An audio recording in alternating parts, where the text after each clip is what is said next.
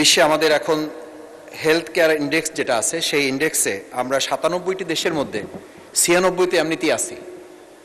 এশিয়ার তালিকায় 33টি দেশের মধ্যে আমরা 33 নাম্বারই আছি। আমাদের আর নিচে নামার কোনো জায়গা নেই। আমাদের জন্য অত্যন্ত দুর্ভাগ্যের যে আমাদের মৌলিক মানবাধিকারের বিষয়ের মধ্যে স্বাস্থ্য একটি গুরুত্বপূর্ণ অধ্যায়, অথচ আমরা লক্ষ্য করি বিশ্বে আমাদের এখন হেলথ কেয়ার ইন্ডেক্স যেটা আছে সেই ইন্ডেক্সে আমরা 97টি দেশের মধ্যে 96তে এমনিতেই আছি।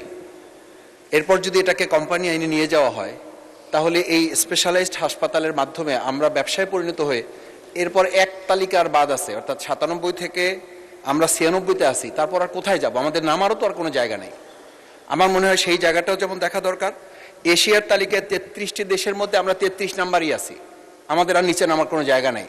মাননীয় স্পিকার, আমি স্বাস্থ্যমন্ত্রী মহোদয়কে অনুরোধ করব আপনার মাধ্যমে যে এটি যাচাই বাছাই পূর্বক সাধারণ মানুষের মৌলিক অধিকার রক্ষা হয় সেই বিষয়টি দেখার জন্য আমাদের এমন পদ্ধতি অবলম্বন করা উচিত।